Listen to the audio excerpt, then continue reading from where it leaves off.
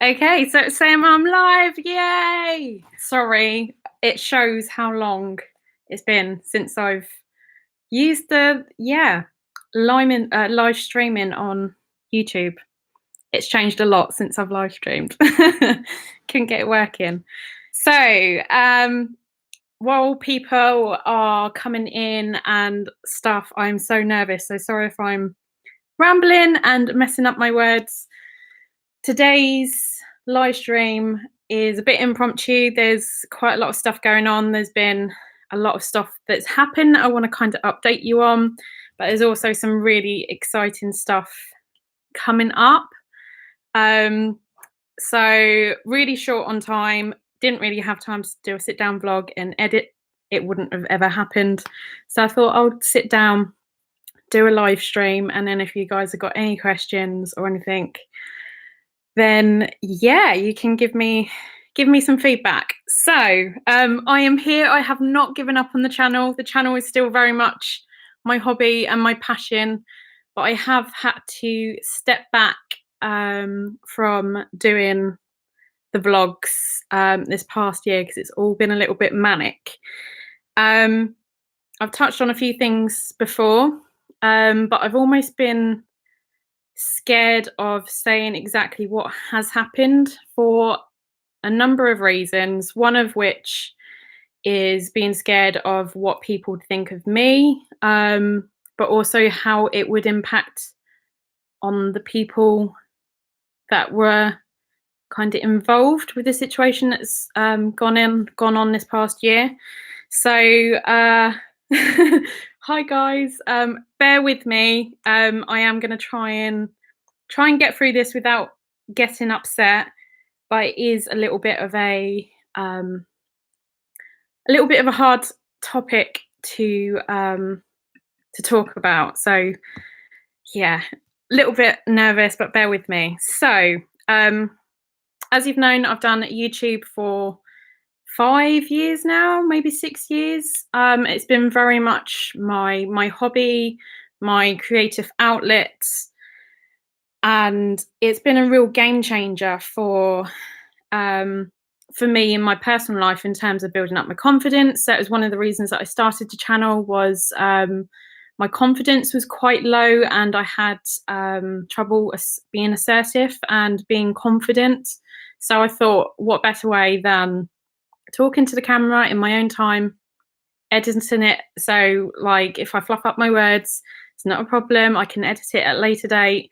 And then as and when I'm happy to release that to the world, I could. The channel has immensely helped me with that. That has been a huge challenge that has been going on kind of like the last 5-6 years, and YouTube has just kind of pushed me forward in leaps and bounds. And the amount of friends that I've made from YouTube as well, that was another area that I was kind of struggling with. Stuff that had kind of happened in my life previously with my first boyfriend. We had very much a shared group of friends. And essentially because I was the one who called it off for good reasons, and none of those friends have ever come to me and asked me, number one, whether I was okay, number two, like my side of the story. And essentially I lost all my friends. I just basically cut myself off from them. So yeah, that's one of the areas where the confidence issues come from, but also struggling with friends. So again, YouTube has been absolutely phenomenal for that, and I cannot help like thank you for all your help and your support. It's been amazing. And also doing YouTube, it led me into essentially doing my dream job, which we'll kind of touch on later. One of the reasons why I've had to take a little bit of a step back from doing YouTube. But yeah, I just kind of wanted to start it on a positive note of how the channel is not going anywhere. I am not going anywhere. I'm very much here. Amazing plans coming up. But yeah, so this past year, this is where it's going to get difficult. So this past year, I'm very much the go-to person for everything in terms of supporting. I'm just trying to get my tissue ready and take in case I do get upset, and it's over here. Wait. Ugh. Okay. I was very much the go-to person for friends and family, and even at work, I set up like the fun committee and like the staff forum. And so, if anyone had any worries or problems that they felt they couldn't raise to management, they could come to me or one of my colleagues that done it with me, confide in us, and then we could either go to HR with them, we could speak to the manager with them, or we could raise it on their behalf. So it was very much kind of the role that I'm naturally a sort of a motherly figure. I like to think that I kind of take care of everyone, and I just didn't realize the impact that was having on me. So it was kind of coming from all avenues, like home life. I come from a loving, happy family. I love them all dearly. But there was some health issues in the family, and like some really horrific times that we had to go through as a family recently, including essentially like putting my nan into a home, and it was kind of the crux of I could kind of feel I could feel myself that I was struggling. I was going sort of lower and lower down in my mood, and I was being snappy and I was being moody, and which isn't like me. I know my family will be like, "Oh, you're snappy all the time," but generally, I'm quite a happy, upbeat person. I'll try and see the positive side in things, and that was getting more and more difficult. So I was kind of keeping it all to myself, thinking I can do this. I'm quite strong-minded. Um, I know how to kind of take care of your state of mind. So managing your state of mind and being aware of how your mood and your actions can have an impact on other people. And so I've done courses in it before, and very much spent a lot of time researching it on the internet and doing sort of watching YouTube videos and all sorts. So I thought I was quite a strong minded person and I could deal with stuff like that. Um, but I could just feel myself getting lower and lower and lower and getting upset over really small things that didn't matter.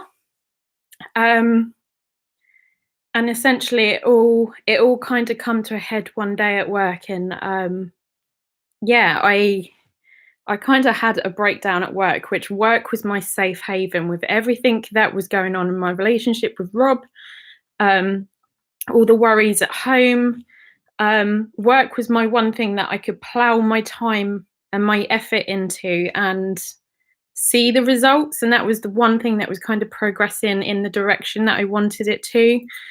And I was respected as well, like my colleagues, everything that I'd done, not just within my job role, but also helping out around the business and doing the staff forum and the fun committee. Um, so that was almost my safe haven, and I tried to keep work life as work and home life as home, but it started kind of seeping through, and the cracks were showing within my work, and I wasn't coping. So I without anyone knowing, I didn't want to kind of burden anyone. The only person that knew about it at the time was literally a handful of friends, my manager, and Rob, because I was with Rob at the time. We were still in our relationship then. And essentially I got referred for counselling. So the company that I worked for had a private medical system, which is amazing. So there was a telephone number to AXA Be Supported. So it's like trained counsellors on the phone, so you can speak to them. And I just kind of offloaded everything that was going on in my life at that time. And the situation with me and Rob at the time, we'd been together, 9 years, and it's not really my place to delve into why, but Rob had his own mental health issues, and he never physically abused me, but mentally, I was his emotional punch bag for majority of those. And if we ever had an argument, and if I ever stood up and defended myself, it would always be, it wasn't his fault, it was the problems and the mental health. And essentially I was helping him through that. I was the one who got him to realize how he was treating me and others was not normal, and to go seek medical advice. And I promised him if he went, I would stay by him and I would get him better. And that was probably about 3 or 4 years before we split up. So whenever things were bad, it was always kind of blamed on other things, and I could see where he was coming from. Like, it wasn't necessarily the Rob that I fell in love with. It was this nasty, bitter, snappy, let's make fun of Zoe to make myself feel better, Rob.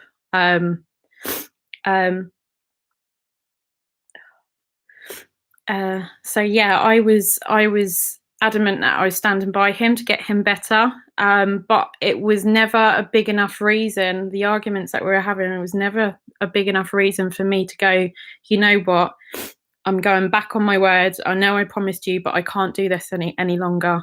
And it was just getting too much, until obviously, yeah, I cracked at work and not went behind people's backs, but I decided to keep it very much to myself and only tell a select few. So even my parents didn't know at the time.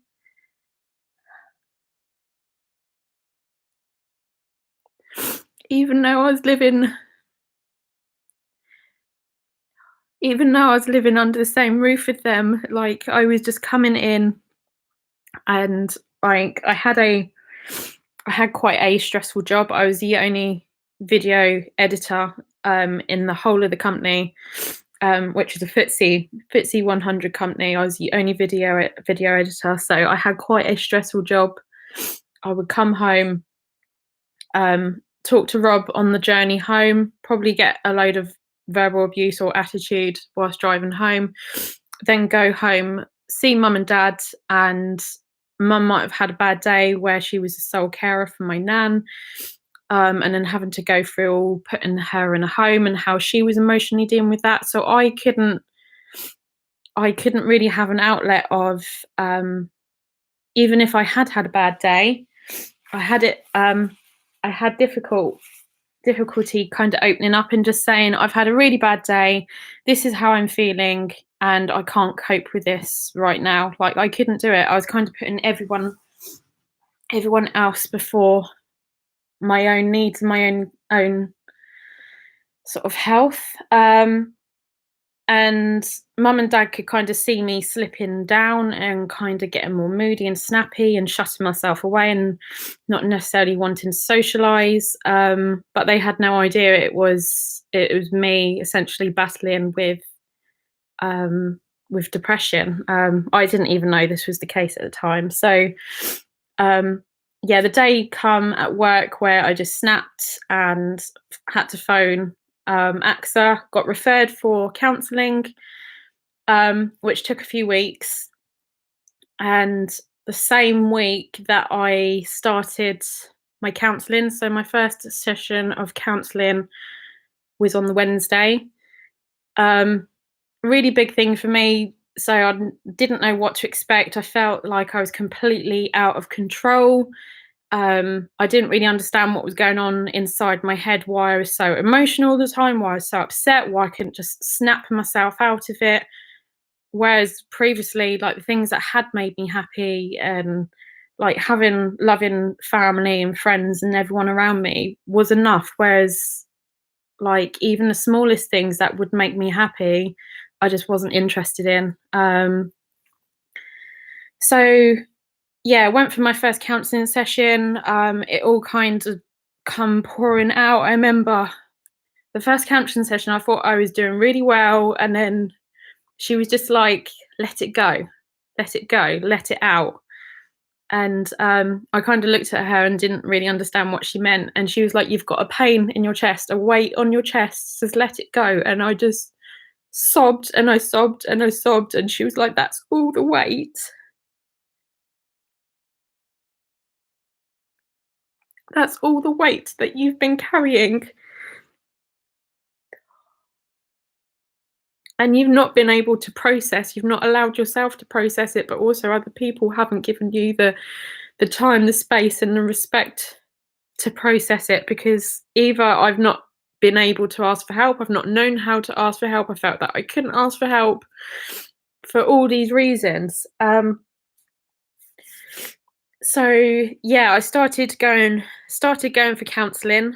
That was the Wednesday. On that Friday, Rob, who I'd been with for 9 years, I made him my world, just despite how he was treating me. Like, I was making it my mission to get our life back on track. We were planning on getting a mortgage. We were going to move in together. I'd previously moved up to Oxford to live with him. And that was the whole reason that we moved back in with our parents, so we could save up for a mortgage. On that Friday, Rob cheated on me. So I didn't know this had happened at the time. And it wasn't until I think it was a week or two later, because we were long distance. Rob lives in Oxford and I live in Kent. We used to roughly see each other twice a month. So once a month I would go up to Oxford, once a month he would come down to me. So a few weeks later, a week or two later, it was my turn to go up to Oxford. I was feeling quite happy, positive, and upbeat, thinking about the future as I was driving up there and reminiscing of when I used to live up there, and thinking, well, maybe if we can afford to buy in Oxfordshire, then I wouldn't mind moving up here. So I was in quite a good place, and I stayed up editing a YouTube video. So Rob went to bed, and I stayed up editing a YouTube video. And essentially, I come across photos of Rob in the act of cheating on me. I knew it wasn't me. Like, yeah, there's multiple reasons, but yeah, it wasn't me. And my whole world and all my future plans and all my worst fears just come flooding in, and I almost went into like a panic mode. So you instantly feel sick, you start shaking, like I didn't know what to do, whether to cry, to scream. But I composed myself and I woke Rob up, and yeah, I asked him outright. I had suspicions that stuff was going on. I had suspicions that he cheated on me many years prior, and I've never got to the bottom of that. He assures me he never did, but yeah, my gut instinct tells me otherwise. So I asked him calmly and said, "I've got something really important to ask you, and I want you to answer me honestly." And he was like, "Yeah, anything. Yeah, anything for you." And I said, "Are you cheating on me?" And he looked me straight in the eye and he was just like, "No, no, I'd never do that to you. You're my everything." And then I just showed him the evidence. I was like, "Well, what the is that?" And his face dropped. He knew that he'd been caught out. He couldn't explain it with excuses and reasons and lies like he had done for 9 years prior. But because he lived at his dad's, he got dressed, and then we essentially went to Tesco's car park, and for hours we talked over what's happened in previous years, and how could he, and we essentially went through everything and what we were going to do going forwards. And that weekend I had plans to meet Ashley and Emma from YouTube. So they don't live a huge distance away from Rob. So the plan was to continue about an hour up to theirs, see them for the day. But I just didn't know what I wanted to do. So I didn't know whether I wanted to drive home, but obviously that it was a long journey to do. It's about a 3-hour journey. And I didn't know whether to go up and see Ashley and Emma, but that was an extra hour in the wrong direction. I didn't particularly want to drive anywhere because I wasn't feeling myself. And essentially I couldn't leave Rob on his own.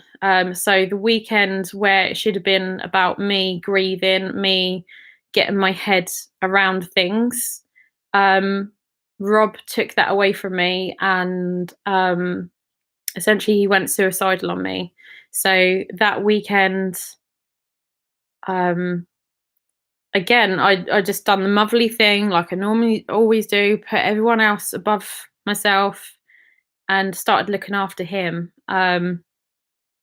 So yeah, it wasn't until it was a bank holiday weekend and I still had to phone in. This was on Friday night that I found out, and I still had to phone in on the Tuesday and say basically what had happened. And I wasn't able to come in to work because I think it was on the Tuesday. I was still up in Oxford.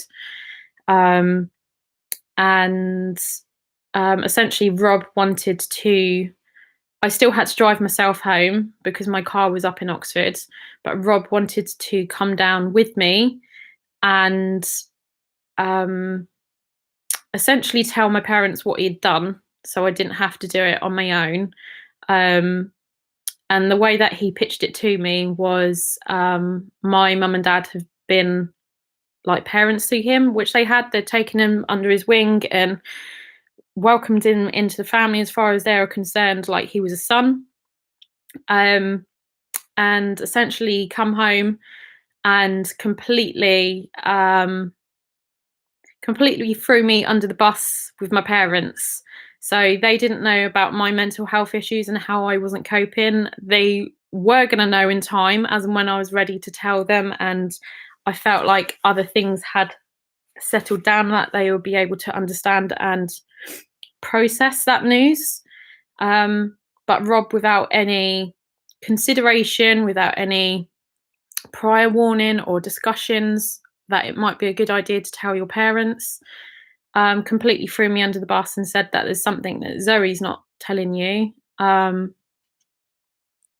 yeah, she's having essentially a mental breakdown. She's suffering with depression, and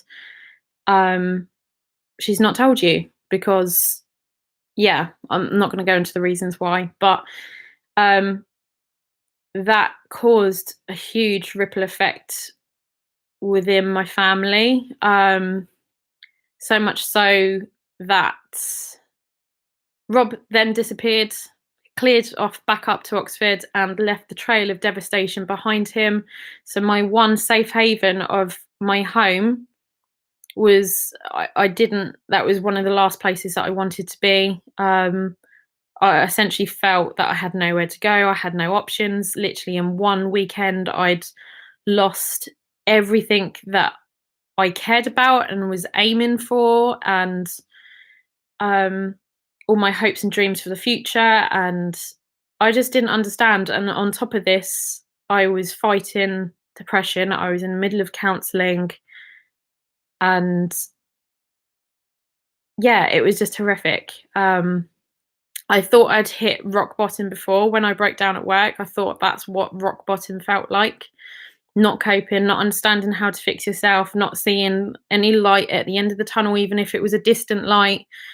But this brought me to a whole new rock bottom. It was, yeah. It was horrendous. It was really bad. And this was all 2 weeks before I flew out to Florida for my 30th birthday trip. So I'd planned on doing 9 days solo.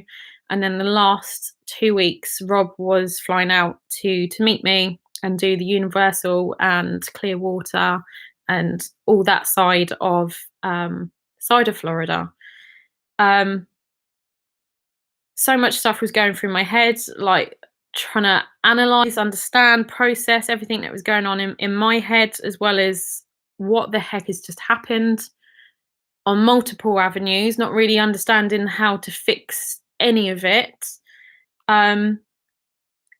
And people had everyone had a similar idea of the way that I should move forward. All the friends and family that were saying, right, you need to cut ties with Rob and you need to move on and you need to get your own place. Now you know that, like, yeah, I've been saving so hard for so many years. Rob was the one that was kind of putting a break on moving in together, and he wasn't ready, and he didn't want to leave Oxfordshire, but we couldn't afford to buy in Oxfordshire. None of that was a problem anymore. So, like, just onwards and upwards with your life, cut him out. But then at the same time, I had this holiday booked with him in 2 weeks' time. I knew that I couldn't do the trip on my own. There was parts of the trip that I knew that I couldn't do on my own, i.e. driving all the way out to Clearwater. It wasn't something that I wanted to kind of face on my own. And also I hadn't really had the time with Rob to kind of sort things out, because as soon as we'd had that conversation and he resorted to the mindset that he was in, and it was all about him and his state of mind and his mental health, mine went to a back burner. So all the questions and all the anger I couldn't vent it. I couldn't speak it. I had no way of kind of getting the answers that I needed. So I flew out to Florida, not knowing what the situation was going to be, because it was so close to traveling. We couldn't just change the name over on the booking. It meant essentially cancelling the flights that we booked, booking them as brand new flights in the new person's name. But the prices of the flights had shot through the roof. I was struggling to even find anyone that was able to make the dates that Rob would have been out there for. There was no simple solution other than I completely do the trip solo, or Rob still comes out, and if it goes horribly wrong, then he just flies home early.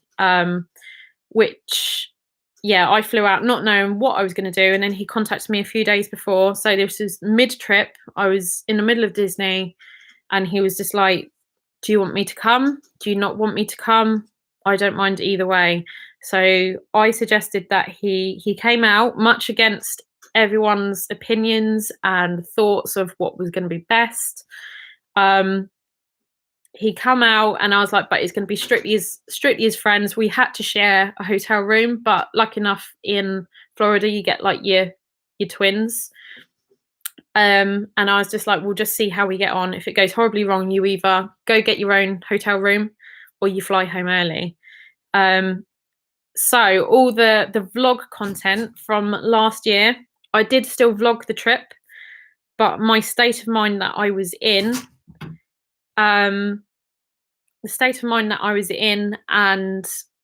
also, like, it wasn't plain sailing whilst I was over there. Rob did come out, and it did go better than what I expected it to. But it was by far from plain sailing. We did have quite a few arguments out there. Whilst we were out there, I also found out that he was already messaging 2 other girls, to which he smashed. His response to that was he smashed his phone to obliteration. Didn't just smash the screen, smashed the phone completely, so it didn't even work. And yeah, it was only through, like, the friends that I had out there, like Terry and Dean and Ashley and Emma, that they were kind of aware of the situation, and they just kind of rallied round, took me under their wing, and we still went out and had as good a night as possible at Mickey's Not So Scary. But it wasn't the holiday that I was expecting it to be. So just please bear with me. The reason that I've had the gap from YouTube is basically my mental health started going downhill summer last year. So that's as and when I've been struggling to find time to edit the vlogs. And then on top of that, was then the Florida trip. I've not even reviewed any of the content yet. I don't know whether the vlogs are going to make sense.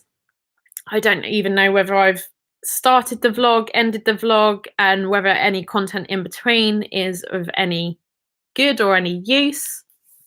But also now that I'm coming around to edit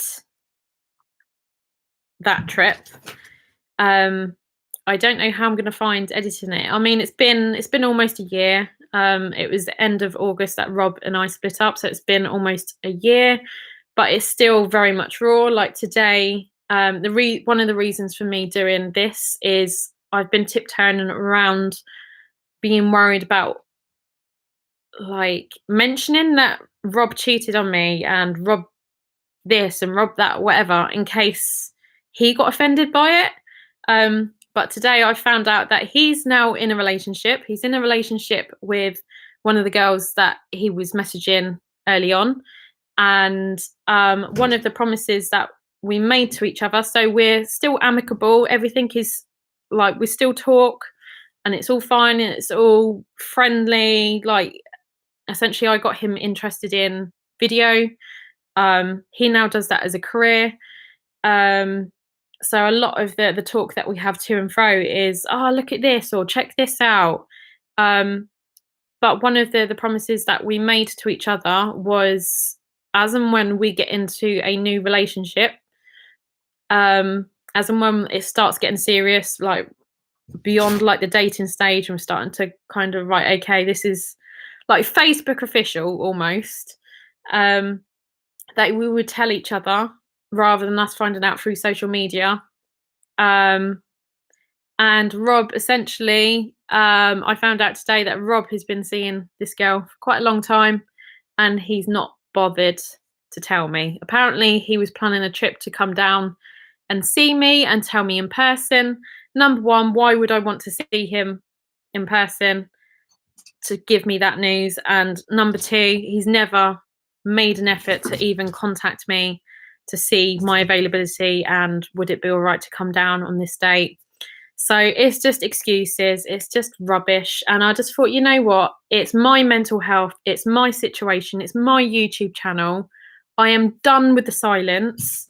And there's this whole stigma about mental health and it being almost this taboo thing, that just because you can't see it, people don't necessarily understand it. But it is hugely this past year has been so difficult for me to get my head around what is going on inside my head and how do I fix it and how do I pick myself up.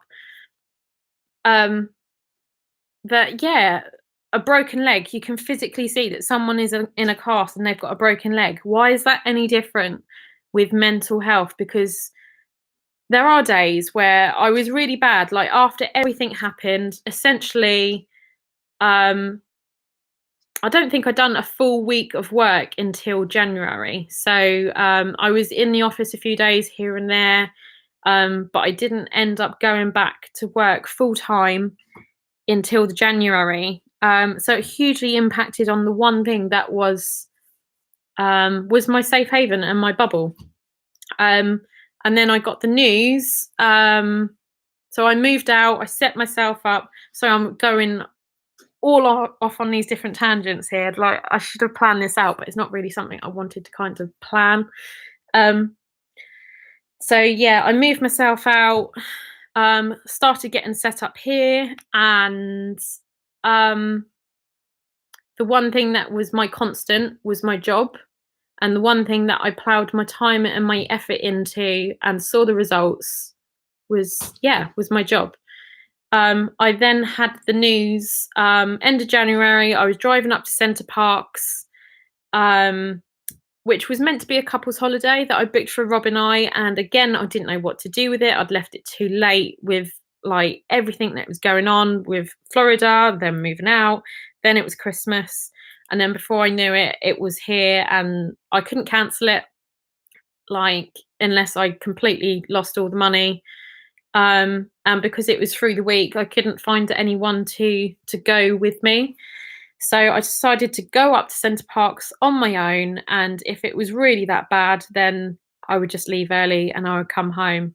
As I was driving up to Center Parcs, I had a phone call from my director to say that there was redundancies at work, and unfortunately, my job position was one of those.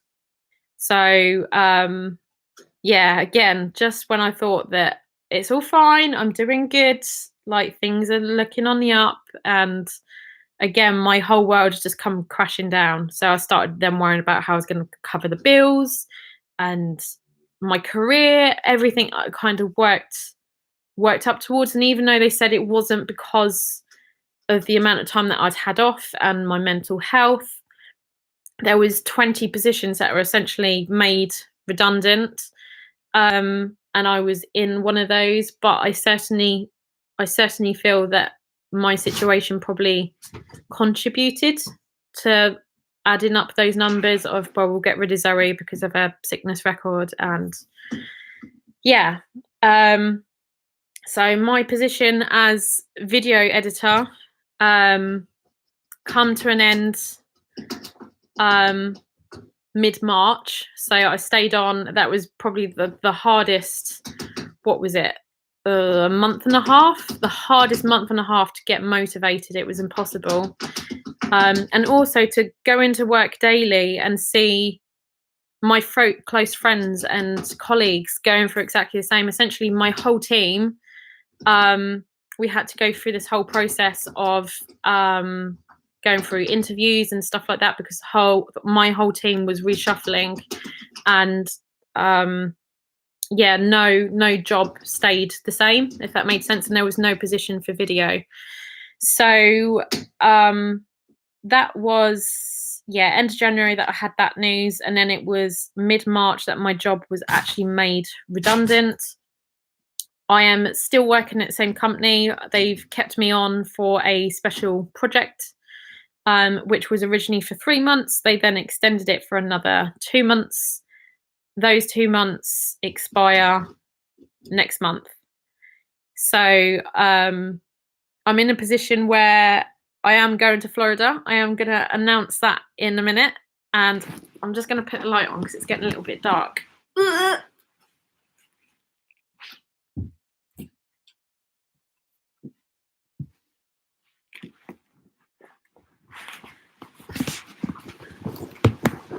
It's still quite grainy.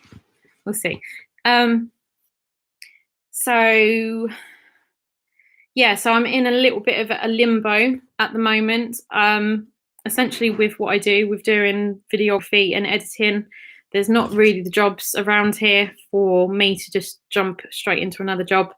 It means me commuting up to London to do the whole London thing, which I don't know whether realistically I could do it long term, because it's even from where I live with the high speed link, it's still probably about an hour and 20 into St Pancras, and then you still have to get across London wherever your office is based. So in the meantime, as well as doing the project work, I am also setting up my own business. And I've seen it as an opportunity that I've always wanted to go full-time freelance with the video, but I've never been brave enough to give up a salaried job to go into essentially the unknown. And I'm under no illusions that I'm not going to match my salary straight away, probably within the first few years, which I just couldn't warrant doing before. Whereas now I've been put in that situation. So I either need to do the London thing, or I need to consider a career change, or I need to make freelance work. So that's the place that I am currently in. I've been doing Monday to Friday in my current job. Evenings and weekends, I've been ploughing into setting up the business. So getting the website ready and doing business cards and everything you need to do, like registering it, bank accounts. I'm now registered on QuickBooks, so I'm doing my accounting as well. So it's been a really steep learning curve, and I've had to learn it really quickly, because essentially yeah, I've got to start bringing the money in as and when the project work comes to an end. So that is why YouTube, I keep on saying I'm going to come back and I'll be back soon, and it just keeps on getting delayed and delayed and delayed and delayed. And then as and when it does, I'm honestly, hand on heart, I do not know what the Florida content is going to be like. Hopefully it makes some sense, and just bear with me if, some vlogs are quite weak, or they look like I've been upset, or I'm a bit grumpy. That is exactly why. But in terms of my mental health right now, I'm still on antidepressants. So I was having trouble sleeping, so they put me on sleeping aids, which are also antidepressants. I can go back to counselling as and when I need to, which I might have a top up session when the whole redundancy does actually kick in and I'm in panic mode of not really knowing how to make ends meet and keeping a roof over my head, and but that's the current situation that I'm in. I'm in a lot better place. I'm doing really well, but life is I'm just exhausted from one thing after another thing after another thing after another thing. So please bear with me whilst I just kind of adjust my life and get it a little bit more stable. And it's been so hard and so difficult that YouTube has been like, it does make me happy and it is my hobby, and so much happiness and enjoyment comes out of like watching videos and editing videos. And it's even it's not just contributing to YouTube, but it's not even just uploading. I haven't even had time to really watch other people's videos or keep up to date with what other people are doing or watch other people's trips. So I just feel really disconnected from the community. But that is something that I will be getting back into. I'm going to the Reeves family barbecue. That is August. So for Disney content creators, it's like an amazing catch-up session, and it would be lovely to see everyone. And then it's back out to Florida in September. So when I've had the news of the redundancy, I was considering a trip to Florida. Then I got the news and I was just like, no, I can't warrant going. I can't warrant going to Florida when I've got to keep a roof over my head. Then the news of the project work come out. And then someone suggested, I kind of threw it out to family and friends, and I was like, I don't really know what to do. And one of my friends was like, Zoe, do both. Just do both. Just 3 months, just suck it up, do both. So as a result of that, because I was then committing myself to do ridiculous amounts of hours, I was just like, the seed was then planted about going back to Florida and giving myself, when I'm tired and when I'm exhausted, giving myself a reason of going, you know what, you've got Florida coming up, just crack on. So I booked Florida, and not only did I book Florida, gone a little bit crazy. I've got 2 friends that, amazing. I can see one of them in the chat. I'm starting the trip. I'm starting the trip with one friend that is on a solo trip. I'm then doing 22 days solo in the middle, and then I am finishing the trip with another friend. Both friends I have met through doing YouTube. Both are completely addicted to Florida, to Disney, to Universal, and we've got some amazing plans coming up. So I won't share them all because I want to kind of leave them as surprises as and when I go out, and I'll be doing my daily updates to let everyone know back home I'm safe and I'm well. And then obviously the full vlogs will be coming. But in total, I am out there for just over 6 weeks. So I have gone a little bit crazy, but unfortunately, I'm not doing a 14-day ticket for Disney. Just got 2 days planned. But I've got the annual pass for Universal. So we'll be doing lots of Universal, going to be doing SeaWorld, Busch Gardens, as well as lots of things outside the parks, which I'm really excited about. They're the bits that I'm probably looking forward to the most, actually.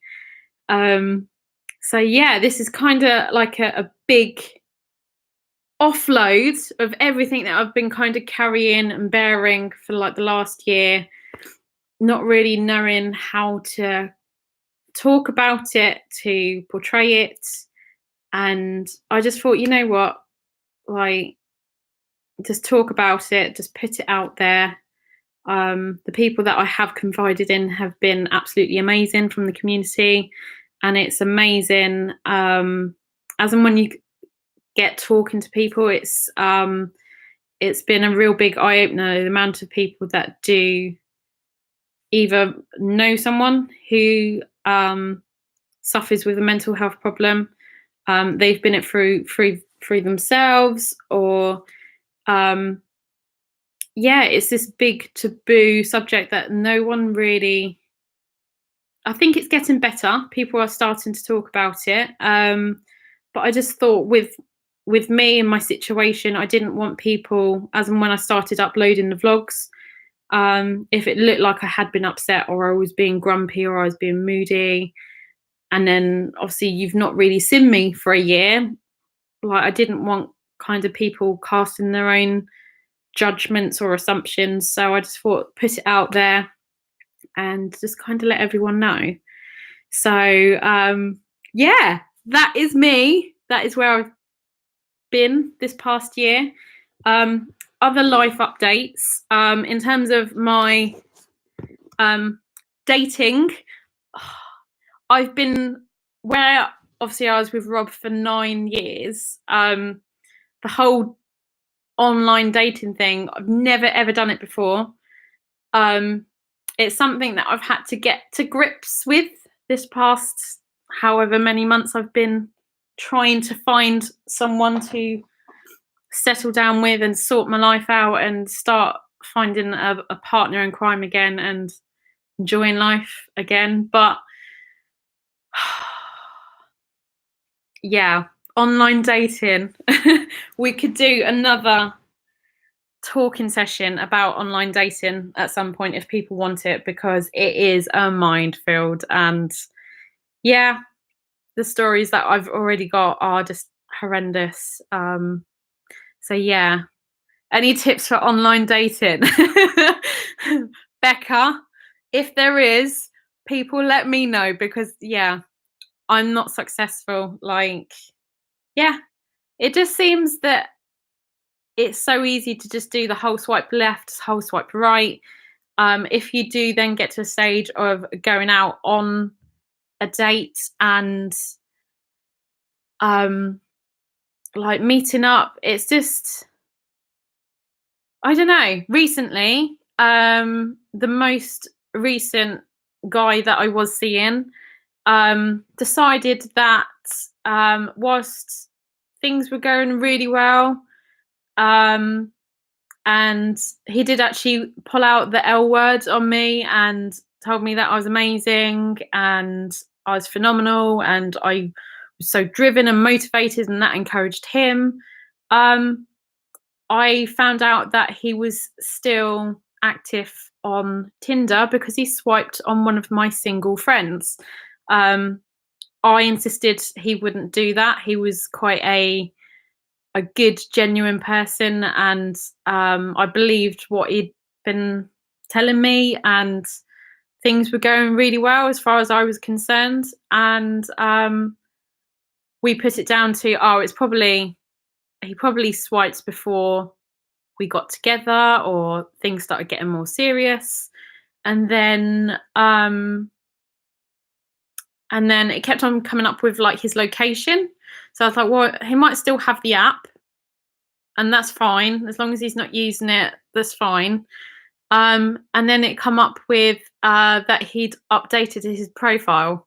So I called him out on it, and yeah, turns out that he was having the best of both worlds, where he was in kind of, I wouldn't necessarily say that, like, yeah, it was a committed relationship as far as I was concerned, but in terms of things were going well. And then yeah, I've had a stalker as a result of online dating.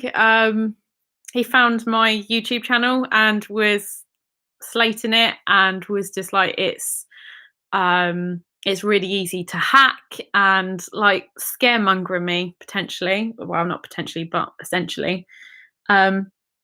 I've had guys be aggressive with me, drunk. Yeah, I just do not know where to start with the whole online dating thing. I know a guy. I'm scared who you're going to try and set me up with. Online dating is hard. I was in a relationship for 8 years. We split, and I met my now partner 4.5 years ago online. Okay, Sarah and Robert, that puts hope in me. So thank you. That's exactly what I need.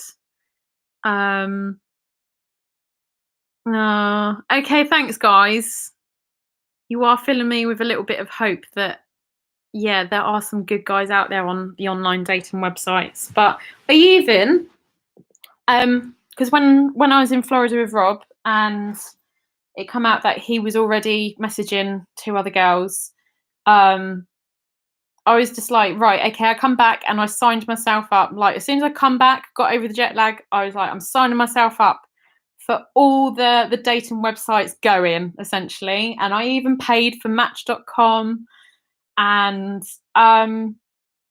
yeah. It's not been good.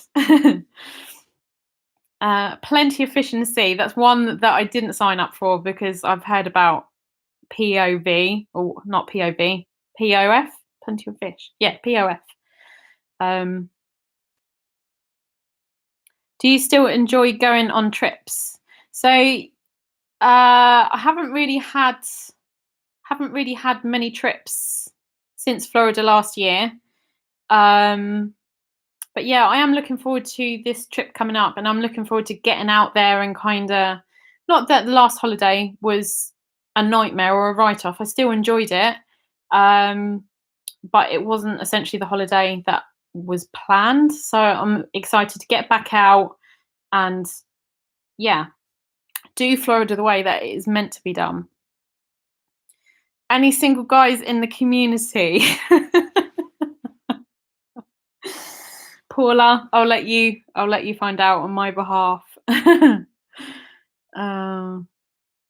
Danny, it is so difficult. It is so difficult when you find that you find someone that's compatible, and there's like a common interest in there, and like yeah, it's just so hard getting everything to kind of line up, and then you do go out on your date and things go well, and then they turn out that they're two-timing behind your back. It's a nightmare. When are you out there? So I am flying out to Florida on the 4th of September. So I'm starting the trip at Endless Summer. I am then transferring to Cabana Bay. Love it. I couldn't stay anywhere else. That was one of the places that I'm not doing a car this year because they're now charging you for the car parking.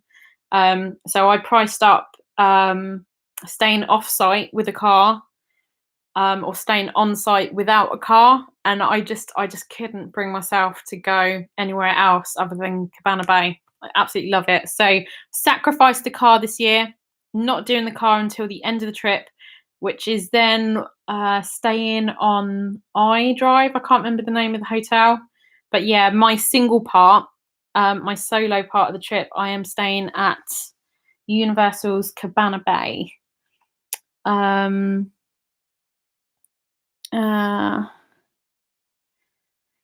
Yeah, I do still enjoy going on the adventures. It's not going to stop me. It's just a little bit. Time is the problem at the moment. I just physically don't get enough time. I'm also trying to get not just my life in a better place, with obviously keeping a roof over my head and setting up the business and everything like that, but I'm also working on my fitness. So I've been doing Race at Your Pace. So you can either do running, swimming, cycling, or walking. So I started in May, and I done a cycling challenge. So I ended up doing 200 miles in a month. So you can it doesn't matter how you do those miles, whether you go out on your bike, whether you do it in a gym, whether you do it in 5 sessions, whether you do it in 30 sessions. As long as you cover those miles over the month and you submit your evidence at the end, you then get a medal. Let me get the medal and show you.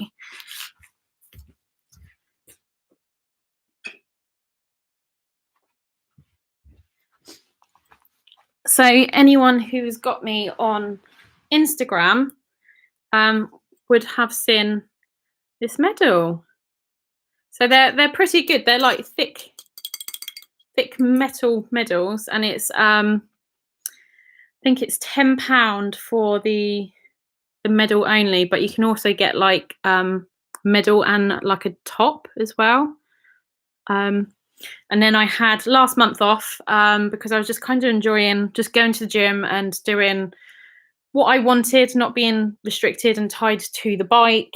And then this month I am doing a swim challenge. So I was hoping to do 10 miles of swimming, which doesn't sound a lot, but it's a huge amount when you break it down into the amount of lengths that you've got to do. And it's just been a little bit manic with freelance, and then my family have come down. I've had my cousins stay down and my aunt and uncle, but I haven't really had the time to kind of just dedicate to the swimming. So realistically, I'm probably going to do 5 miles of swimming. Next month, I'm probably just going to do, again, free range, just not commit myself to doing a set challenge. And then in September, when I'm out in the parks, I'm going to go for as many miles as I possibly can. Because what better way, walking around the parks, like, yeah, walking all day long, you're on your feet, in and out of the queues, on the rides, off the rides.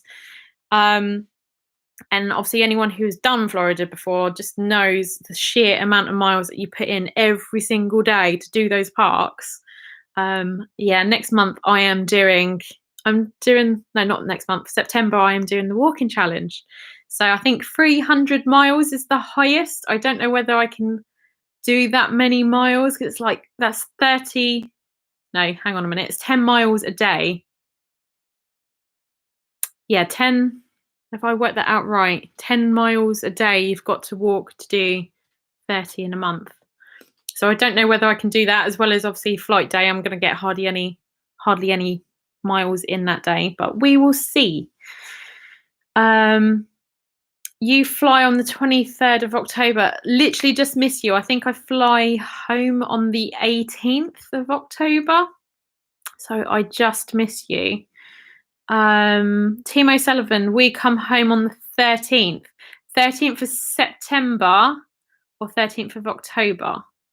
Either way, I should be out there at the same time. Walk around the plane for 9 hours. That's a good idea. They'll be like, "Excuse me, miss, can you please take your seat? Like, you're making the rest of the passengers restless." I've got to get my miles in. I've got a challenge to do.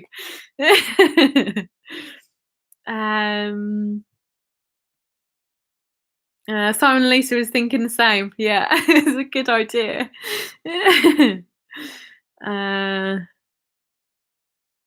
Ashley and Emma, make sure. Oh, okay. This is one thing. Like, I really mean to get in contact with people, but I am pulled in so many different directions that I mean well. Like, your thoughts are with me quite a lot of, I've got to contact such and such or do this, but it's normally when I'm at work or I'm in the shower or I'm driving, so I can't message. Um, so yeah, I'm really sorry anyone who does contact me and I don't get back to them. Like, I need a PA essentially. Just juggling everything with setting up the business, working full time, and finding time for me for the swimming. Like, you think you go do an hour's swimming. I was just going swimming for an hour, but it's getting there. It's getting changed, which getting in and out of swim stuff is not the easiest. It's, oh yeah. Um, and generally I then shower at the gym. So as and when I come home, I then just chill. Um, it takes forever just to do an hour's swim. It's an absolute nightmare.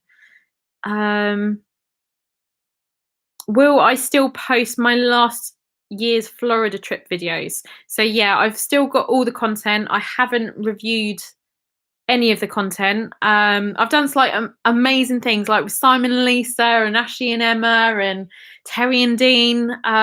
We went and done the Star Flyer. So we went and done it daytime. We loved it that much. We ended up going back of a nighttime and we done it 3 times in a row. It was just, yeah, things like that, and the time that I spent with friends out there was just phenomenal. So hopefully that content is good and I've not got a miserable face on me. So yeah, that content will come. Just yeah, bear with me whilst I'm, obviously the business is still in its infancy, and yeah, I'm still obviously working a full-time job alongside. So just bear with me and I'll get out as and when I can. And also this trip coming up, I will be doing live streams when I can, but I will be also doing my daily updates. So anyone who wants to know where I am, what I'm doing, social media, Twitter, Instagram, and obviously check out YouTube for the daily updates.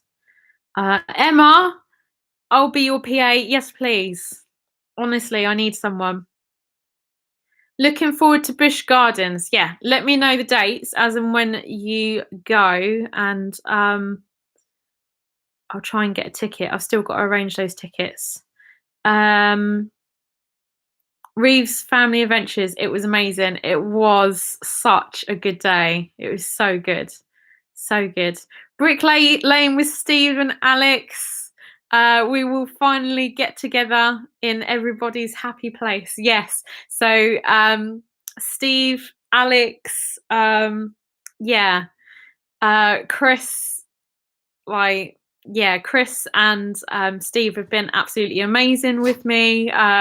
So we've caught up outside of the parks, in terms of like over here in the UK, and they're also going to be doing the going to Florida at the same time in September. So I am so excited to be doing the parks with, yeah, Steve and Chris. Like, I cannot wait. I cannot wait. It's going to be so good.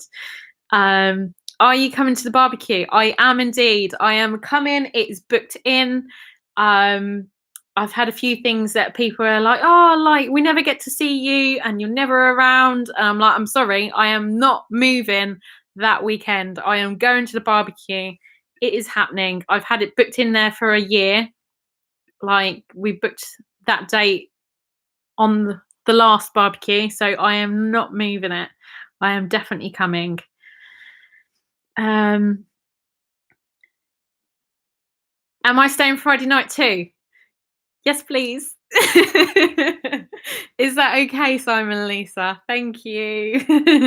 If I come up straight from work, so I don't finish work until 5, so I'll travel up straight from work if that's okay. Don't worry about like waiting for me for dinner or anything like that. I'll grab food en route and then I'll come and find you if that's okay. Looking forward to seeing everyone. It is going to be a good barbecue. It is going to be a good one. So in terms of other things that have been going on, I kind of went off on a little bit of a tangent with the whole dating situation. But yeah, I've also been doing fitness, and Lola has been moved out of the front room because she's not behaving at the moment. All because I got another bunny rabbit. So Lola's been put in the other room, waiting for essentially her hormones to calm down and let her chill and calm down a little bit. But I think she's asleep. Let me go get the new bunny out the cage. This is Willow.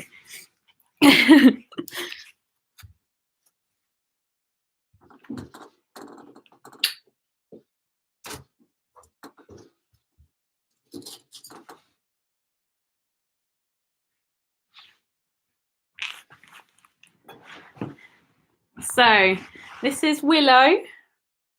So she is a long head. The mum was a long head lop and the dad was a lion head lop. But how cute is she? And I did get two. I got two rabbits. So I got her and her brother. And unfortunately, I lost her brother, we think, due to shock. So I went and collected them on a Tuesday. I had a feeling that he wasn't eating, but it was really hard to tell because they were both in the cage together. I went and got some critical care, so you can like syringe feed them if need be. So I went and got some critical care, and essentially come home that day from work on the Thursday and found him unresponsive and cold. So I wrapped him up in a towel and tried to rub him and revive him, but he was he was no more. But this is Willow. She's so chilled, she's so calm.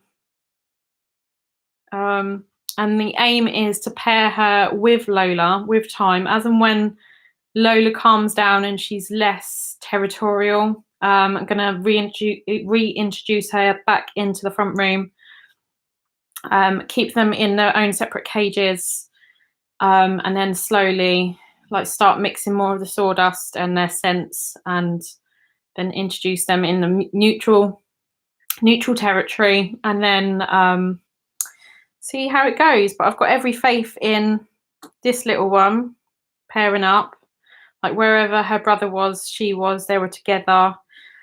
But Lola just seems hell bent on being Lola and doing her own thing and not entertaining a buddy. So we will see. But if they don't pair, I'm still going to keep Lola. I'm not getting rid of her. But I'm considering popping her outside in an outside hutch and a run. So I think she'll just be happier out there. But we will see. But yeah, this is Willow. She's so fluffy, so fluffy. And their ears are still in the process of dropping. So one is completely dropped and then the other one is sometimes packed up but slightly off to the side. So she's, yeah, super cute and super fluffy. Say hello to everyone. Say hello. Hello. Where are you going? She's like, no. Where are you going? So yeah. In other news, I now have two bunnies. Come on. Let me pop her back in so she doesn't get let loose. Come on.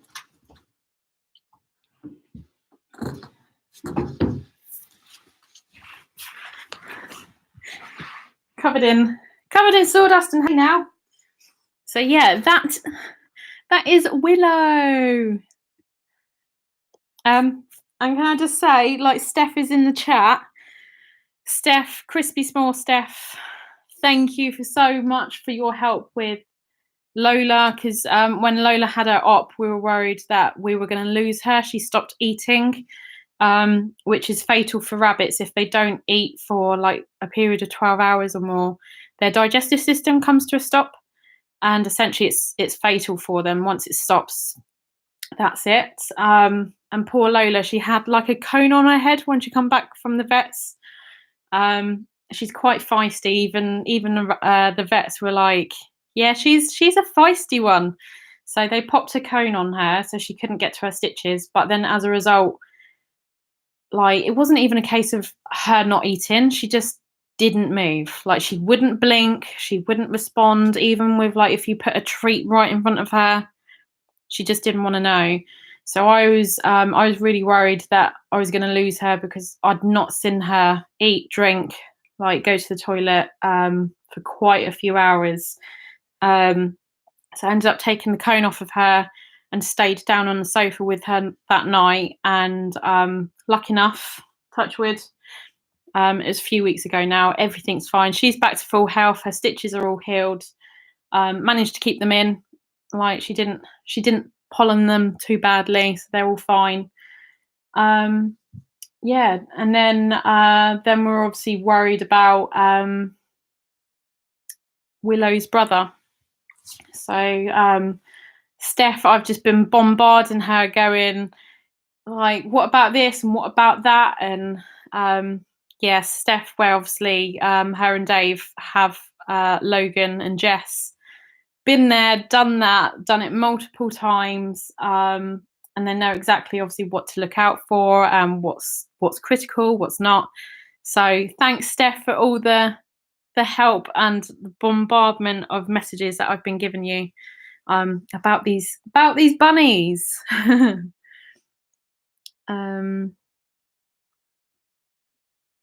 Oh, Emma, super cute like her owner. Thank you. I'm assuming that is I'm assuming that's Emma, because I think if Ashy put that, then he would get a side swipe. Cone of shame. She had a cone of shame. It's up there somewhere. It's the cutest cone of shame ever. Like, her ears were just like pointed out, and yeah, she was not happy with the cone of shame. Bless her. Whilst you've got me, guys, have you got any questions about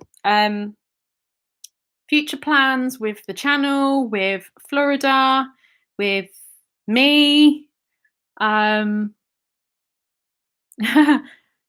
sleep over at the Reeves is yeah, that's where I'm staying for the Reeves family barbecue.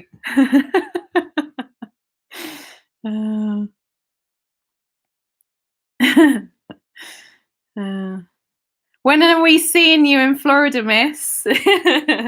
Nate and Craig, whenever you're around, honestly, let me know the dates. But you've got less plans, and because obviously I think I've got 2 days at Disney, but I've got to go over the plans with Jason, who I'm ending the trip with. I've got to go over the plans with Jason. He's coming down this weekend. So hi, Jace, if you're still in the chat. I don't know if you're here. Jason is coming down this weekend to go over plans and finalise everything that we're doing. I've literally left that part of the holiday up to him. I've just gone, yeah, I trust your judgment. Go do it. So we're going through the plans and just, making sure that I'm fully aware of where I need to be and when and what is going on. And I think that is part of the trip that crosses over with your trip, Nate and Craig. So just let me know the dates that are good for you and we'll get something planned and arranged. That's not a problem. Yeah, last year you were absolutely amazing with me out in the parks, and I think I'd only met you guys once before at the barbecue. So I think the barbecue was the August. And Nate had the big freak out moment when he realised, he was talking to me, which I've not let him live down since. And then we were out in Florida in September. So considering that I'd only met the boys once, kind of briefly before, we weren't stood talking for that long. It was quite a quick catch up. The boys essentially that trip, yeah, they were just amazing. They took me under their wing. They're fully aware of everything that was going on with me and Rob, and um, had some quite strong chats with me, but sympathetic chats. And yeah, you guys, for like 10 minutes at the barbecue, yeah, 10 minutes, and then we were like that. um, and then yeah, even before they flew home, like Nate and Craig, you come and found me at the oh, what's the name of the hotel where Ohana is? Polynesian. You come and found me at the Polynesian, literally just to wish me well and say goodbye, like, and gave me your Halloween Horror Nights mug so I could keep on using them at Universal. Like things like that. Like they don't get forgotten. So thanks, guys. Thank you. Got your backs as well, guys. Thank you.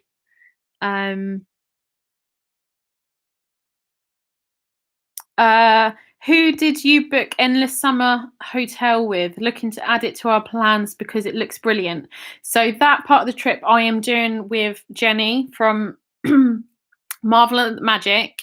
You will know Jenny through Marvel at the Magic.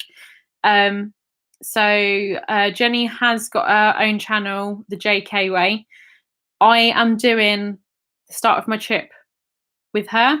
So technically, I've hijacked her plans. We're just sharing the accommodation. So Jenny booked it all. But I can't remember the name of the company she booked it through. It was a travel agent, but I think it was like an independent one. It wasn't one of the big ones like Thomas Cook, TUI, or Virgin. But yeah, I think it's proven quite popular. So depending on your dates, I'm not sure on the availability, but whoever you've booked it through, yeah, just go ask your travel agent, and they should be able to advise whether there's any availability. If not, I did look into, when I was looking at my solo part of the trip, even though that was for Cabana Bay, I did end up booking it through Virgin, but I was looking, because I'm an annual pass holder, I was looking at booking it with Universal directly. So that might always be an option if you've got a few nights where you haven't got accommodation for, and you want to add it on, then there's nothing to stop you booking it independently through Universal directly.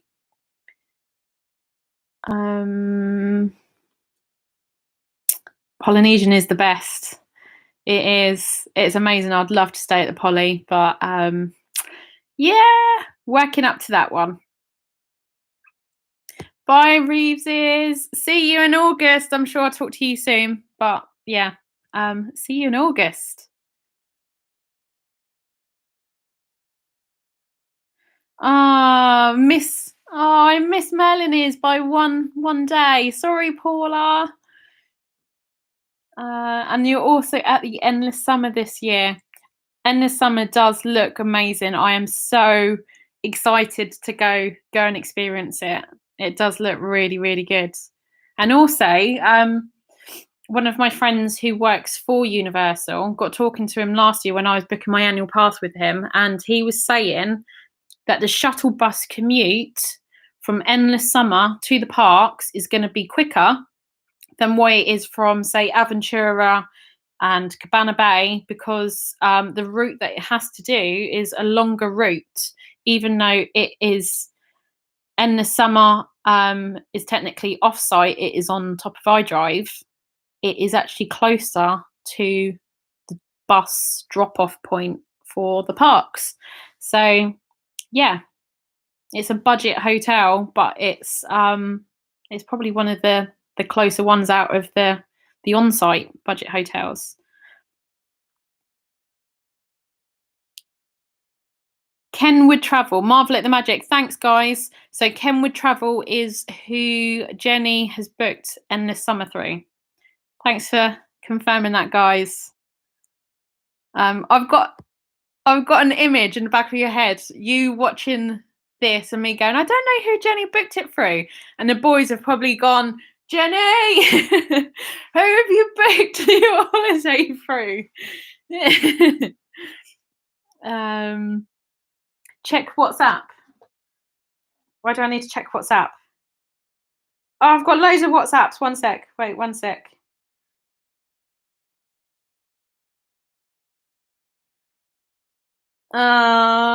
Lisa, thank you. Honestly, it's thanks to like you guys and the community and this past year, honestly, hand on heart, it has been so much easier having the friends that I've made through YouTube along on the journey with me. So even though I've not really made it a public thing until now, and I've been quite closed, and I've sent out a few tweets and alluded to a few things that were going on when I done my live stream before I went out to Florida last year. I think I announced then that me and Rob had split up, but I didn't go into details of why. But yeah, the amount of support that I've had from like the friends that I've made through YouTube has just been absolutely phenomenal.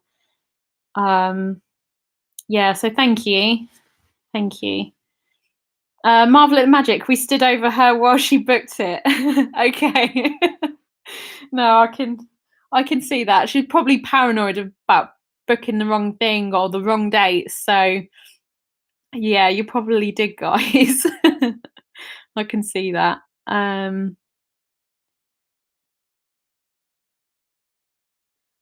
Yeah. Amanda. Oh, oh. You're gonna make me cry. So Amanda, okay, little bit of backstory about Amanda, who's just literally popped in. I can't believe you've just done that. I've read the message and I was like, what? And then seen the name. So Amanda and I got to know each other really well. We both work at the same company and we both got sent on a educational to Costa Rica. So incredible opportunity. I don't think I'd really gone on a big trip before then without anyone close to me, and I know Amanda certainly hadn't. Amanda was a little bit of a nervous traveller, so when she found out that that I was going on the trip as well, we knew of each other, but we didn't really have any like reason to kind of work with each other. Our workflows didn't cross over. I can remember her coming up to my desk and just being like, "You're going to Costa Rica as well, aren't you?" And I was like, "I am." And she was like, "I'm so glad that you're going." So we essentially started the trip as colleagues and kind of like looking out for each other. By the end of the trip, we were inseparable. So the last few nights of the trip, the driver that had just driven us all around Costa Rica, like hours and hours on the road for I don't know how long we were out there, probably about 7 days or more. There wasn't enough space at the hotel for him, so he was having to stay down the road in a different hotel. And when we found out, we were like, no, that's not good enough. He's part of the group. He's not staying at a hotel down the road. He's staying with us. So what happened is me and Amanda ended up sharing our room because everyone had their own room, which was a little bit overkill. But me and Amanda were like, we don't mind sharing. Honestly, it's not a problem. We'll happily share. And then he then ended up taking my room. And the amazing memories that we got from that Costa Rica trip was, trying to get in a kayak. So one of the last days that we were there, we were meant to go to this volcano, and we'd already gone to the top of a volcano, and seen other volcanoes like alongside, like as we've been driving. And I think it was our last full day there, and they wanted us to get up early and go to this volcano, and everyone was so exhausted. We were like, we don't want to go. We're rebelling and we're saying no, we're not going. Like, we appreciate it, but we just want to stay at the hotel. We just want to enjoy this hotel. It was amazing, and they had like snorkeling available and kayaking, and we were like, it's our last day here. We just want to kind of chill and relax. And I think the next day we had like an 8-hour coach journey to do. So yeah, Amanda and I went and got the snorkels and goggles, and we went out with a guide snorkeling. And then I was like, should we go kayaking? And I don't think Amanda had done the kayaking before, so she was just like, I don't want to go out on my own. Can we do a double? So I was like, yeah, it's fine. Trying to get me and Amanda in this kayak. As one would get in, we'd then capsize it for the next, like, the other person. So then, like, say Amanda would then get in first, and then I would try and get in, and then I would capsize her. And then we would both be in, but then we were like grounded on the beach. We couldn't get over the breakwater, actually getting in the sea. Oh, it's hilarious. It was one of those moments that I just wish that someone from the beach had filmed us and captured it on camera. I think it probably went on for a good probably 10-15 minutes. I was trying to get in this kayak and we were just like laughing our head off, and our guide was getting angry with us. We'd like, girls, stop messing around. And we're like, we're not, we're honestly trying to get in this kayak.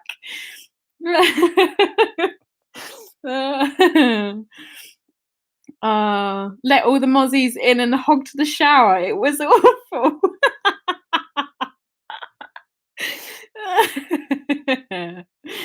That's lies, all lies. But yeah, as a result of that Costa Rica trip, yeah, me and Amanda have stayed close, and yeah, we ended up coming back. Essentially, she was like, "You remind me so much of my sister," and with my mannerisms and how I acted, and yeah, we just got incredibly close, and I still catch up with Amanda and Ian and go around for like takeaways and game nights where we play Jackbox and create awesome t-shirts. And yeah, so yeah, Amanda, thanks for popping in. Oh. Not gonna cry, not gonna get upset. Oh. Oh, yeah. And Costa Rica as well. I did also try and vlog some of that trip. So that is in the archive of content to release and upload at some point. But Costa Rica is absolutely incredible. Anyone who is, loves wildlife and, the rainforest and the sheer diversity of the country. Like, 1 minute you'll be driving through almost desert-like terrain and got these like termite mounds and very dry and barren landscape, and then the next minute it's green and luscious and it's rainforest, and like you're going up, you're climbing up these mountains and volcanoes, and it's just phenomenal. It was absolutely amazing. And little army ants, like we found one of our hotels was kind of in the middle of this, it wasn't dense rainforest, but it was kind of within a rainforest woodland kind of setting. And the porter was going ahead with us with the suitcases, and then he was wheeling them along, and then all of a sudden he just lifted them up, and we're like, why has he done that?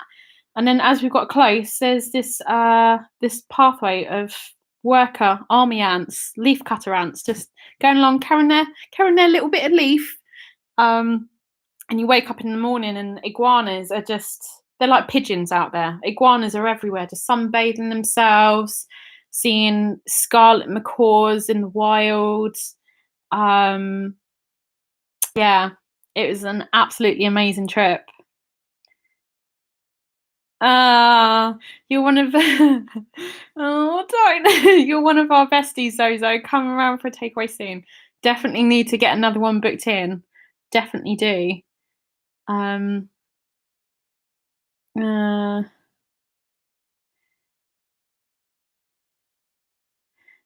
We said, do you want to see Zozo to the dogs? And they run to the door.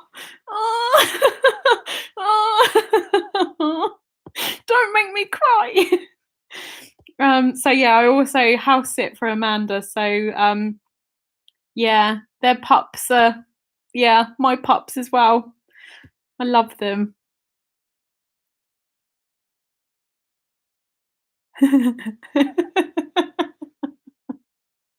And the toad that got into our pool. Yeah, we were swimming. I think it was an early morning swim. Me and Amanda were like, we're gonna get up early and we're gonna go for a swim. And there was just this toad just in the pool, and we're like, you could quite visibly see that it was trying to get out, and we're like, we don't really know what to do, because out there you get like the poison dart frogs, and we didn't really want to touch this toad. Like, toads are poisonous anyway, but even probably more so out in Costa Rica. So we ended up having to get one of the members of staff to come along with a net, and he fished it out. And then we learned the word in Costa Rican for toad. I can't remember what it is now, but yeah, we learned something that day. And sloths, yeah, we had the most amazing. Well, we had quite a few amazing experiences with sloths. So the first one was we were doing this kind of walk through this nature reserve to a beach. As you walk through this nature reserve, you get a guide that kind of points out like squirrel monkeys and raccoons and iguanas and moths that are the most amazing, beautiful moths that you've ever seen. They look like butterflies. And then all of a sudden, he's stopped us and he's pointed out this sloth that is it's extremely rare to see them. Number one, awake, because they spend most of their time asleep. But number two, it was coming down the trees. So because they have predators, they tend to stay up high and they sleep a lot. So if they come down to ground level, essentially to poop, it doesn't happen very often. I can't remember what the guy said it was, but every few days or few weeks, and they essentially come down as quickly as they possibly can in their slow way, poop, and then go back and go back to sleeping. And he pointed out this sloth, and he was coming down, and it was a three-toed sloth. So he had like the little smiley face, like the one that you get on Specsavers advert. And then I think it was a three-toed anyway.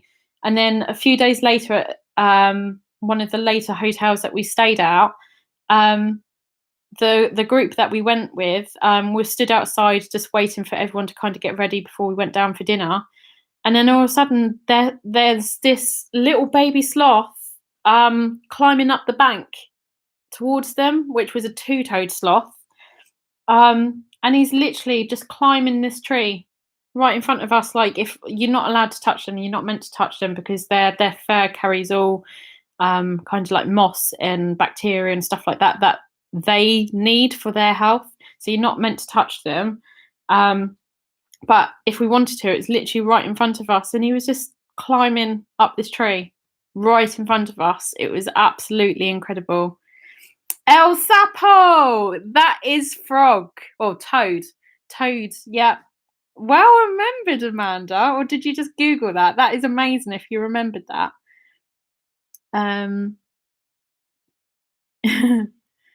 He was having a jolly old time. He was like, "Get out my pool." Yeah, the toad was like, "I was here first. This is my pool. Get out."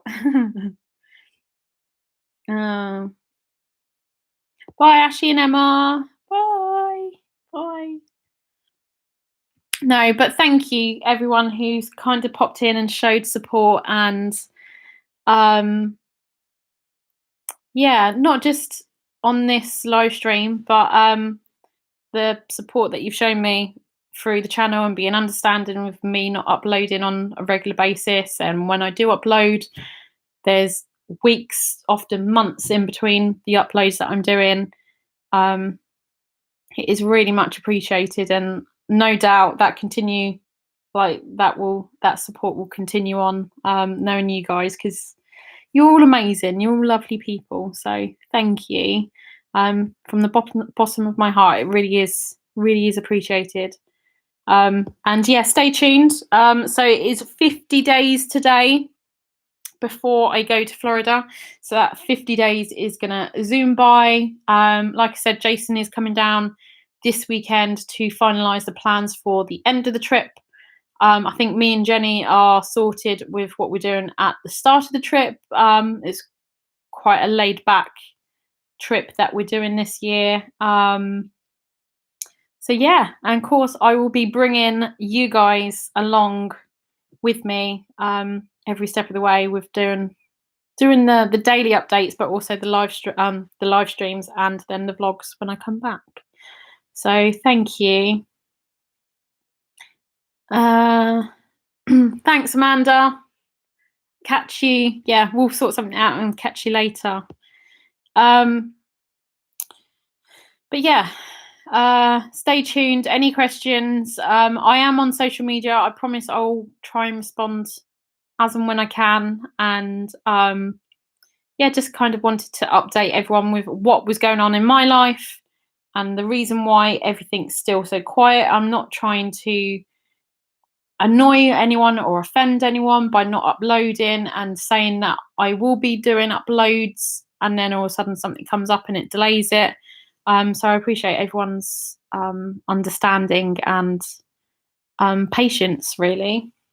But I have got so much content filmed that I need to edit. So as and when I do go full-time freelance and I don't have too much work on, then that is where I will be ploughing majority of my spare time, because I don't want to sit there. I don't want to do something that I'm not the sort of person who can just sit and day after day binge watch a series. There's days when it's nice to chill and relax, but yeah, if I haven't got a regular routine and something to kind of keep my mind active, I go a little bit like fidgety and twitchy, like I need to do something. So yeah, definitely as and when I go full-time freelance, there will be an abundance of vlogs coming. And I've got so much content, even like Disneyland Paris. When I took my mum to Disneyland Paris April last year, so 2018, I've vlogged all that, and mum was amazing. Mum was happy to be on camera. So I've got that trip, and obviously something a little bit different from Florida content. So it's Disneyland Paris, and obviously going with mum, and it was mum's first experience of a Disney park. So that is amazing content that I do want to kind of sit down and get edited. It's Costa Rica. There's like random day trips that I've done around the UK as well. Like there's one, Penn's daughter as well. Penn is like a really good friend of mine that she used to be my manager, and her daughter, I knew her daughter before her daughter realised that I'd done YouTube. And then her daughter started going really shy on me, and her daughter, like Penn, was like, "You know, Zoe, what's wrong?" And she's like, "Oh, she's off YouTube." So Chloe, bless her, is my smallest, biggest fan. So yeah, relentlessly, if I upload a vlog, she'll be watching the vlogs, and she gets excited when there's new content that goes up. And last year, Penn and her husband treated me to a trip up the Shard and then to climb the O2 Dome, which Penn and I went and done. It was an absolutely amazing day. So much fun. Vlogged the day. And then Chloe, bless her, she signed the vlog off for me. So she finished the vlog for the day. And I've been so rubbish in getting around to editing that I've yet to finish editing that day. I have started. It's most likely the next vlog that I will release. And then, random content that I've got like that, of just random days that I've done something and I've gone and shared it with you guys. So that content will come.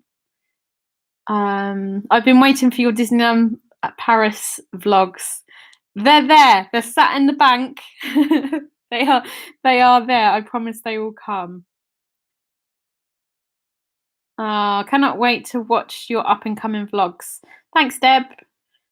There's plenty. It's almost like I know I'm an editor myself. Like that's another thing. I don't know whether I've been open and honest with what I've done, because I wanted to kind of keep it a little bit secret with being kind of employed, and I didn't want to kind of risk where I was working, and it kind of to impair on my job by having a YouTube channel. So I kind of kept it a little bit secret with what I'd done. But yeah, I was in my previous role, I was a videographer and editor for a travel company. So that's how I got to go to Costa Rica with Amanda, which was an absolutely amazing opportunity. So I got to go to destinations that I wouldn't have necessarily been able to go to otherwise, or I wouldn't have necessarily thought to go there on a trip myself.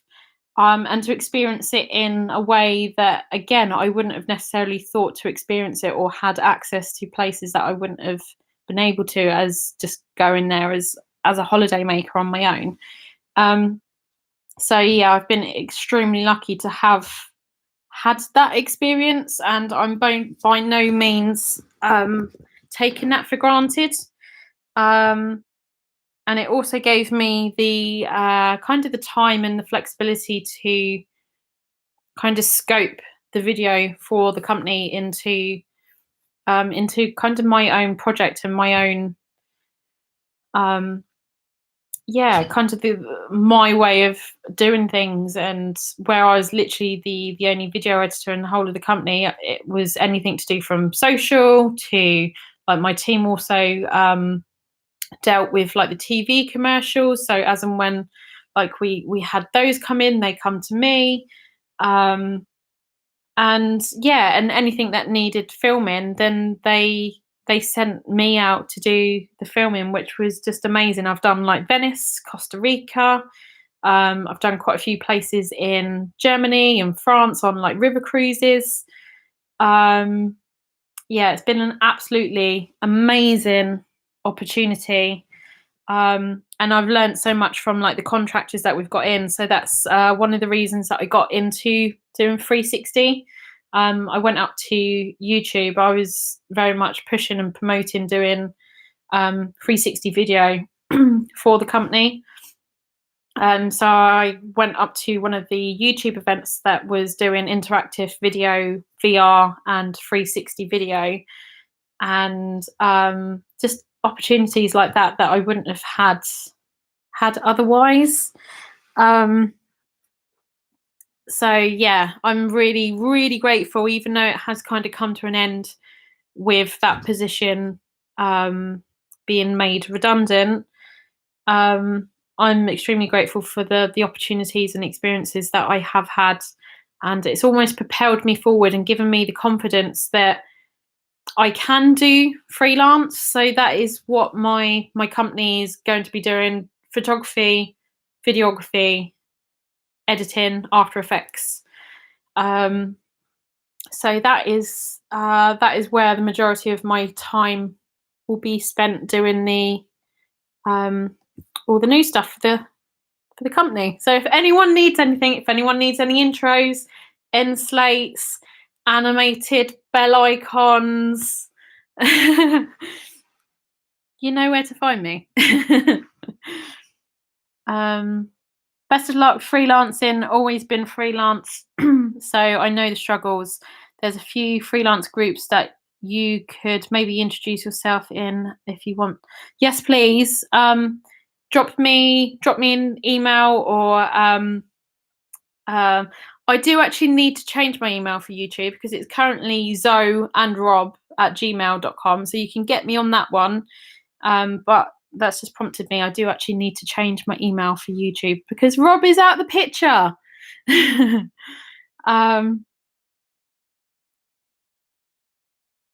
Thanks, Steph.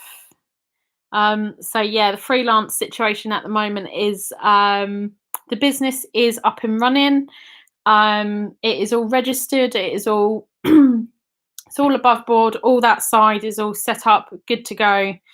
And I have had a few projects come in through word of mouth. So people have heard that I have been made redundant and I'm available for taking on freelance work. So a few jobs have found their way to me by doing like through that word of mouth, which has been amazing. And yeah, extremely lucky that it's already naturally finding its way to me. And then as and when I do lose my full-time position, that is when I'm going to ramp up like releasing the website. And I have got a Facebook page, but I've not really been pushing, promoting, or adding any content to it as yet.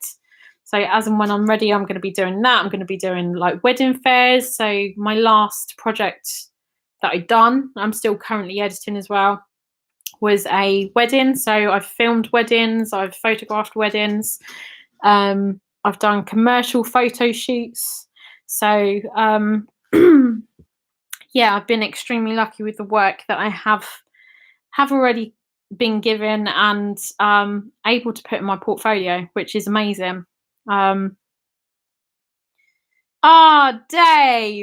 Hi, Dave. Sorry, I just always assume it's Steph, but sorry, Dave. Hi.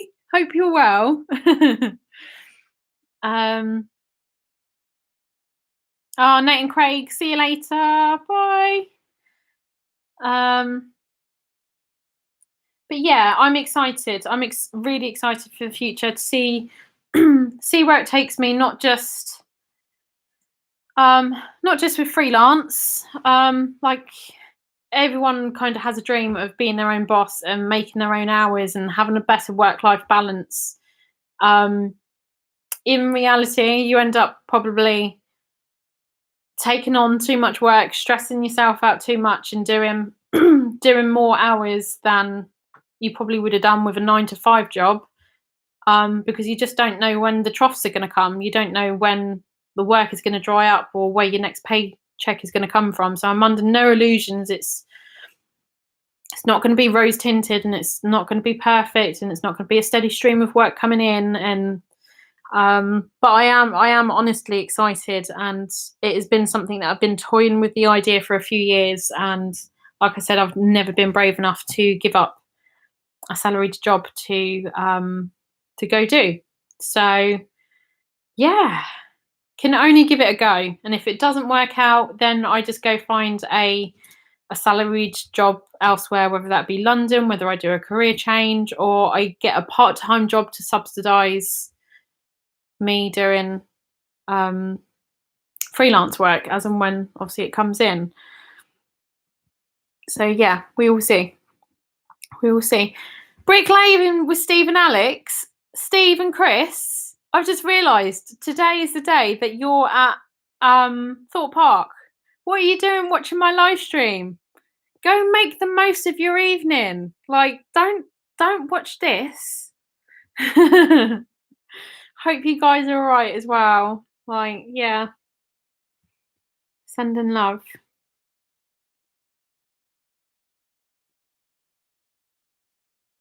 Aww. Thanks, Steph and Dave. I don't know whether Steph is inputting as well, because I know Steph is with family at the moment. So I don't know. I don't know who's commenting, whether it's still Dave or whether it's Steph. But yeah, I'm probably going to end that there, because it's coming up for nearly 2 hours that I've been ranting for. And it's amazing that I've still got 68 people listening to me at the moment, which is crazy.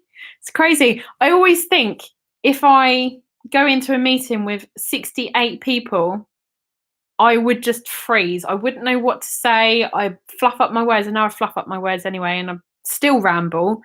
But it amazes me by doing it via YouTube, and it's with people that I don't know, I know and respect, and I know I get that sort of respect back and support. It just makes it so much easier. So much easier. So yeah, thank you. Right. I am gonna go.